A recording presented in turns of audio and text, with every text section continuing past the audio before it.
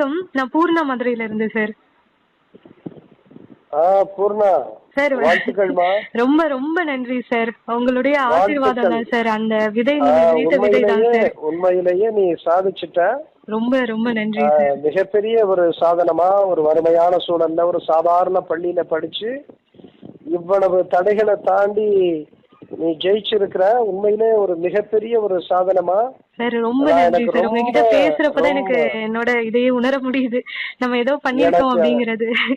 ரொம்ப ரொம்ப மகிழ்ச்சி, பெரிய மகிழ்ச்சி. நன்றி சார். நீங்க ஒன்னாவது ரெண்டாவது முறையில வந்து உன்னைய போன்ற பிள்ளைகள்லாம் வரணுங்கிறதுக்காகத்தான் நான் மதுரையிலேயே நான் அந்த கோச்சிங் சென்டர்லாம் நான் தொடங்கினேன்.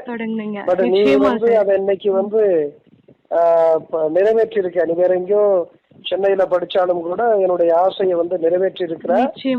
உனக்கு அந்த பெருமை உனக்கு மட்டுமில்ல, பெற்றோர்கள், பள்ளிக்கு, மதுரைக்கு எல்லாருக்கும் நீ பெருமை சேர்த்திருக்கிற. என்னுடைய வாழ்த்துக்கள்மா. ரொம்ப ரொம்ப நன்றி. வாழ்த்துக்கள். ரொம்ப நன்றி. ஆமா, நீ வந்து நம்ம நாடு உனக்கு சொல்ல வேண்டியது இல்ல.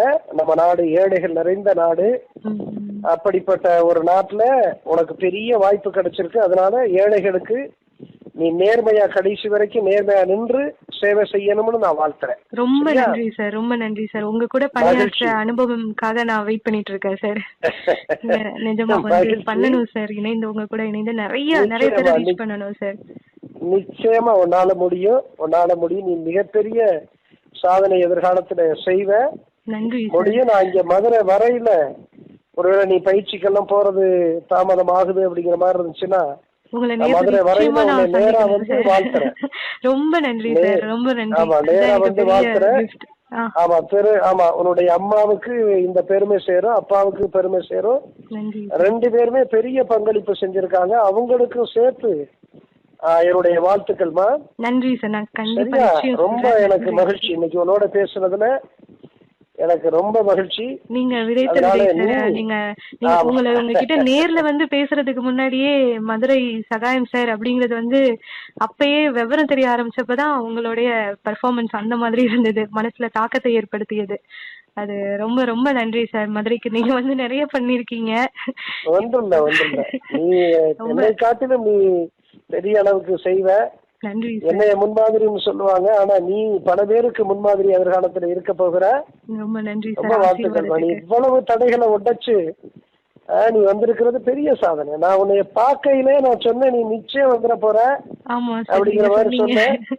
1-2 அட்டெம்ப்ட்ல வந்துருவோமா அப்படின்னு சொன்னீங்க. ஆமா, ரொம்ப மகிழ்ச்சிமா. ஹாய் ஃப்ரெண்ட்ஸ், இந்த வீடியோவை நீங்கள் முழுவதுமாக பார்த்துருப்பீங்க. ஐஏஎஸ் தேர்வில் தேர்ச்சி பெற்ற பூரண சுந்தரியோட வீடியோ தான். உலகத்தில் எத்தனையோ மனிதர்கள் பிறந்து வாழ்ந்து வந்தாலுமே சமூகத்துக்கும் மற்றவர்களுக்கும் முன்னுதாரணமாக திகழக்கூடியது எடுத்துட்டோம் அப்படின்னா ஒரு சில பேர் மட்டும்தான்.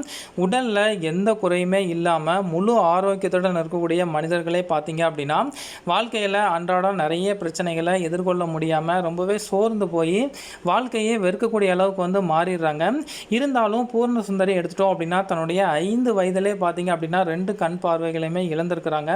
குடும்ப வறுமை ஒரு பக்கம், இந்த ரெண்டுமே ஒரு பக்கம் இருந்தாலும் மனம் தளராமல் போராடி இப்போ நாட்டோட உயர்ந்த தேர்வான ஐஏஎஸ் தேர்வில் வெற்றி பெற்றிருக்காங்க. பூரண சுந்தரி எடுத்துட்டோம் அப்படின்னா மாற்றுத்திறனாளிகளுக்கு ஒரு பாடமாக இல்லாமல் வாழ்க்கையில் வெற்றி பெற துடிக்கக்கூடிய ஒவ்வொரு இளைஞர்களுக்கும் ஒரு முன்னுதாரணமாக தான் திகழ்கிறாங்க அப்படின்னு தான் சொல்லணும். பூரண சுந்தரி எடுத்துட்டோம் அப்படின்னா தமிழகத்தில் ஐஏஎஸ் தேர்வில் தேர்ச்சி பெற்ற முதல் பார்வையற்ற மாற்றுத்திறனாளி அப்படிங்கிற ஒரு சாதனையும் படிச்சிருக்கிறாங்க.